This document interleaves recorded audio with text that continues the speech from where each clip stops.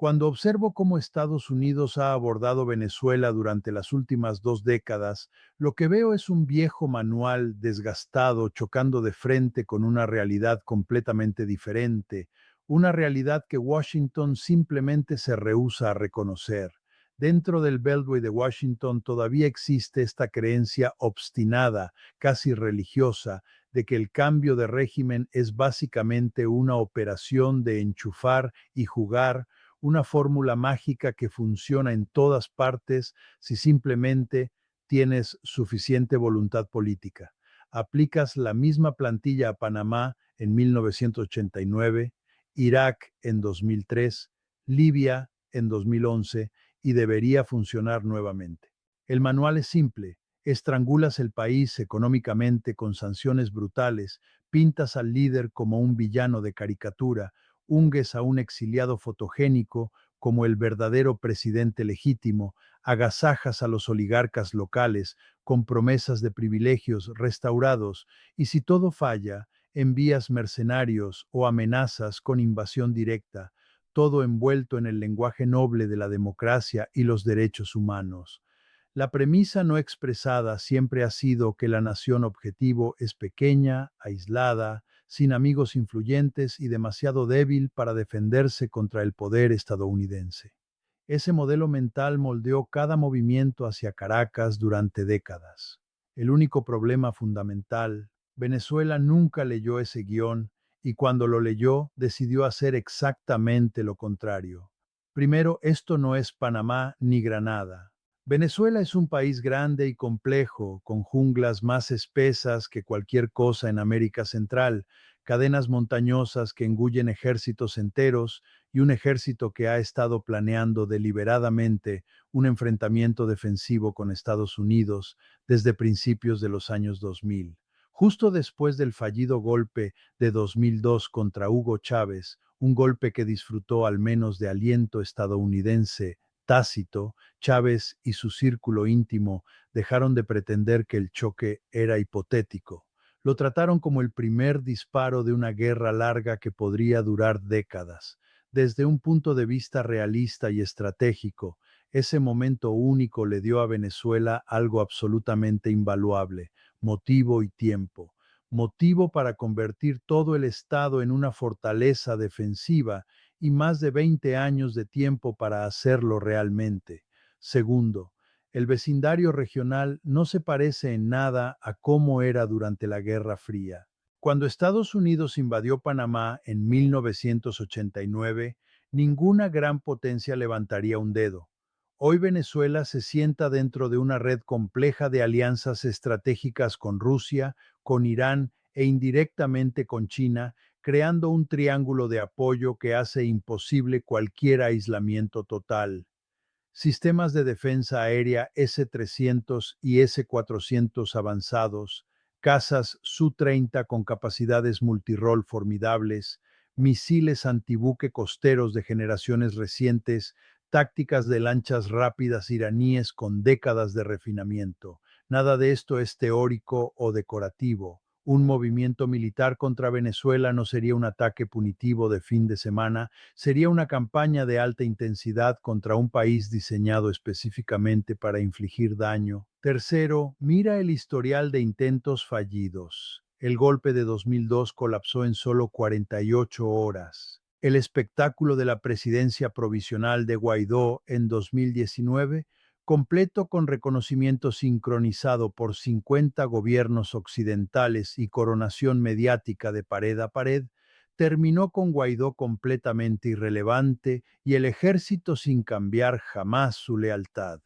Luego vino la Bahía de Cochinos 2.0 en 2020, la Operación Gedeón, donde un puñado de exmiembros de las fuerzas especiales estadounidenses y exiliados venezolanos bajaron de un bote de pesca y fueron inmediatamente detenidos.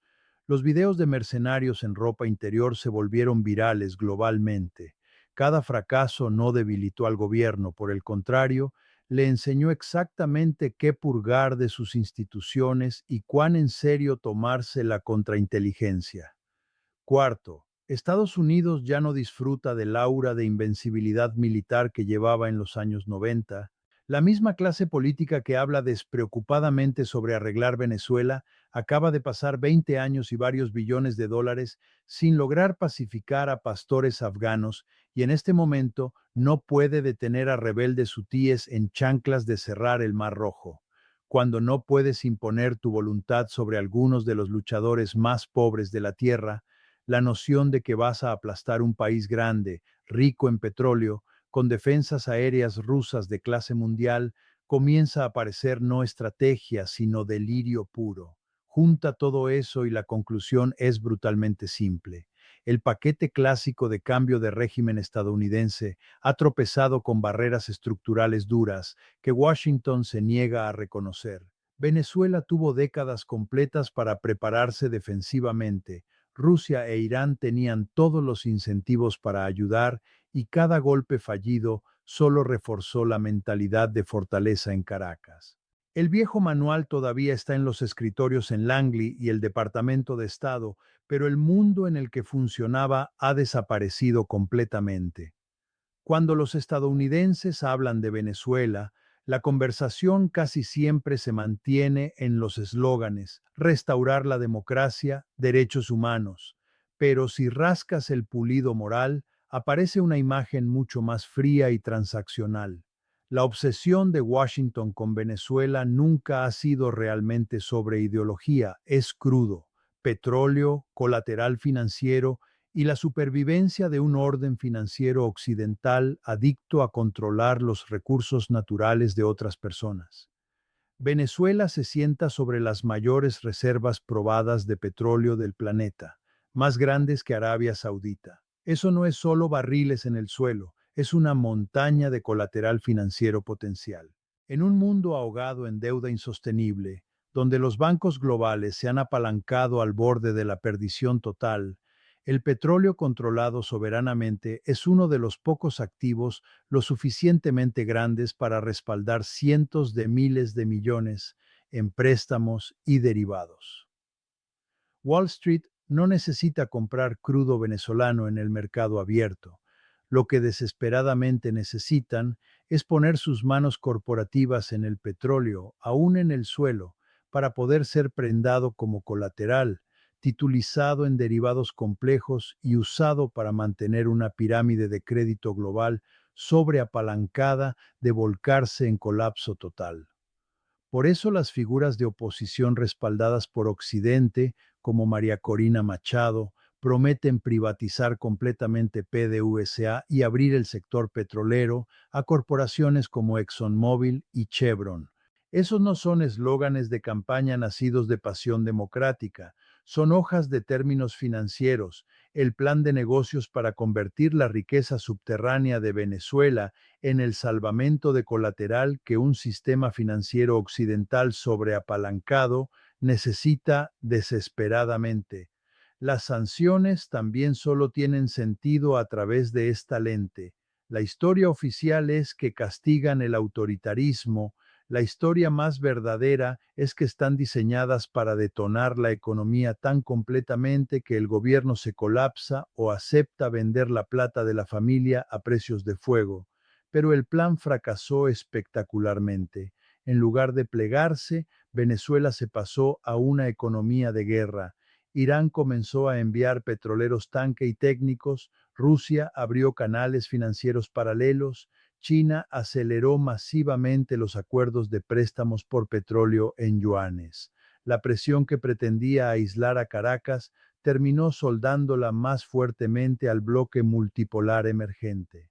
Durante 2 décadas, los analistas de Washington se han confortado con la idea de que los problemas de Venezuela son autoinfligidos. Casi nunca admiten la parte donde el país ha estado deliberadamente preparándose para la hostilidad estadounidense con ayuda masiva de Rusia e Irán. Si eres un analista realista, nada de esto es misterioso. Los estados amenazados existencialmente no se sientan esperando, compran patrones de gran potencia, compran las mejores armas que pueden permitirse y convierten su geografía en una pesadilla defensiva.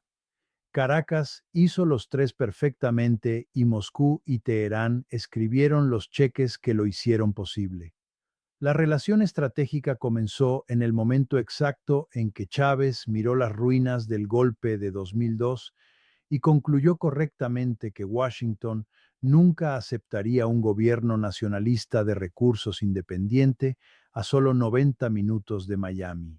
Rusia, fresca después de ver a la OTAN bombardear Belgrado en 1999, reconoció el patrón estratégico instantáneamente.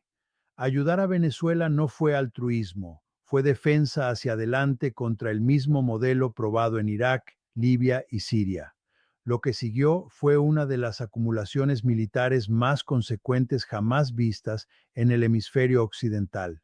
Cazas Sukhoi Su-30 capaces de llevar misiles antibuque de largo alcance, sistemas de defensa aérea S-300 y Buk M2 que obligan a los planificadores del Pentágono a tratar el espacio aéreo venezolano como territorio en disputa, baterías costeras con misiles supersónicos que pueden alcanzar cualquier buque dentro del radio del Caribe, depósitos de armamento subterráneo endurecido, redundancia completa en comunicaciones. Juntos crean lo que los analistas militares llaman un área de negación antiacceso, una burbuja A2AD, la primera jamás construida en el patio trasero de América. Pero las armas son solo la mitad. También necesitas tripulaciones entrenadas y doctrina militar moderna. Ahí entran los asesores rusos e iraníes, los técnicos que enseñan cómo ejecutar una red de defensa aérea integrada bajo guerra electrónica, cómo dispersar lanzadores móviles en jungla, cómo hacer que un grupo de portaaviones piense dos veces antes de navegar dentro de 500 millas de la costa. La contribución iraní es más asimétrica pero no menos letal. Lanchas rápidas de ataque, tácticas de enjambre de drones, misiles balísticos antibuque. Irán pasó 40 años descubriendo cómo hacer sangrar a la Armada estadounidense a costos aceptables y ese conocimiento ha migrado al Caribe. El resultado es una postura defensiva cuyo propósito no es derrotar a Estados Unidos en batalla abierta, Venezuela nunca podría, pero sí hacer que cualquier operación sea tan dolorosa, tan prolongada, tan políticamente tóxica que ningún presidente pueda venderla al Congreso. Es estrategia de disuasión clásica y está funcionando. El golpe de 2002 duró 47 horas antes de que la movilización popular y unidades leales volvieran a poner a Chávez en el palacio. La lección para Caracas fue inmediata. Nunca más confíes. Desde ese día, contra inteligencia sofisticada, comisarios políticos dentro de las Fuerzas Armadas y milicias civiles se convirtieron en pilares centrales del Estado. En 2019, Washington intenta la estrategia de golpe virtual, reconoce a un diputado de 35 años que casi nadie había escuchado, lo declara presidente legítimo, congela activos gubernamentales y espera que el ejército cambie de bando. Nada sucedió. El comando militar lanzó videos prometiendo lealtad absoluta. Las calles permanecieron tranquilas. En meses todo era una broma global excepto en Washington, donde algunos pretendían que funcionaba. Luego vino Operación Gedeón, donde mercenarios intentaron invadir en bote rápido. Fueron detectados mientras cargaban botes en Colombia, interceptados al tocar la playa y desfilados en televisión nacional en ropa interior sosteniendo rifles nuevos. El metraje se volvió viral por todas las razones equivocadas. Cada desastre demostró que las preparaciones defensivas venezolanas funcionaban, humilló públicamente a Washington y convenció a Moscú y Teherán de que su inversión daba resultados tangibles. ¿Qué se vería como una invasión real de Venezuela? Comienza con el mapa físico. Venezuela es del tamaño de Texas y California combinados, con selva amazónica, los Andes y densos barrios urbanos. No hay desierto plano por el que correr en una semana. Las columnas blindadas se atascatían, las inserciones aeromóviles enfrentarían defensas aéreas rusas, los grupos navales tendrían que mantenerse a cientos de millas o arriesgarse a comer misiles antibuques supersónicos. Luego agrega la dimensión política. El público estadounidense que se giró contra Irak y Afganistán toleraría exactamente 0 bolsas de cuerpos desde una guerra cuyo propósito es detener el socialismo.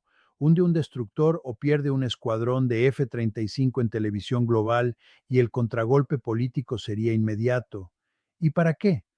Para instalar qué líder de oposición, los que no pueden ganar elecciones dentro de Venezuela. Cuando ejecutas los números con frialdad, una invasión no se ve audaz, se ve suicida.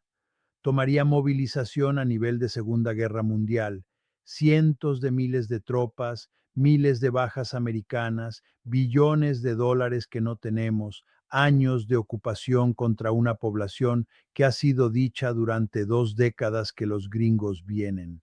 E incluso si Estados Unidos ganara, el resultado sería un país destrozado cuyos campos petroleros están en llamas, cuya reconstrucción costaría otro billón y cuyo nuevo gobierno enfrentaría guerra de guerrillas a 90 minutos de la frontera estadounidense.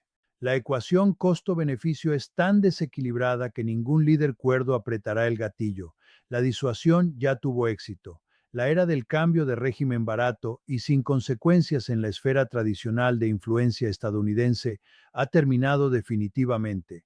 La periferia ha aprendido cómo fortificarse, comprar protección de gran potencia y hacer que el precio de intervención sea inaceptable para Washington. La saga de Venezuela es más grande que Venezuela misma. Es la historia de cómo el mundo posterior a 1991 está terminando. La era en que Estados Unidos podía derrocar gobiernos inconvenientes a costo aceptable, instalar regímenes dóciles y embolsarse recursos se está cerrando. Una nueva era se abre, una donde estados periféricos pueden decir no y hacerlo cumplir, donde grandes potencias rivales pueden extender disuasión miles de millas de sus fronteras, donde sanciones crean contraataques en lugar de rendición. Washington puede seguir pretendiendo que nada está sucediendo, puede seguir reconociendo presidentes provisionales, incautando petroleros y aprobando sanciones, pero cada año la fortaleza se vuelve más fuerte, los patrones más comprometidos y el público estadounidense más cansado de guerra. El imperio se encontró con un objetivo que se preparó durante 2 décadas, se alió con adversarios principales de América, convirtió su geografía en arma y descubrió que el costo de conquista ahora excede cualquier cosa que el sistema político estadounidense pueda soportar. Venezuela no derrotó a Estados Unidos en sentido militar directo, simplemente sobrevivió a la era unipolar, resistió la presión máxima y demostró que es posible. Y el resto del mundo está observando cuidadosamente, aprendiendo las lecciones y construyendo sus propias fortalezas defensivas. Resaille Claude, peut faire des erreurs. Assurez-vous de vérifier ses réponses.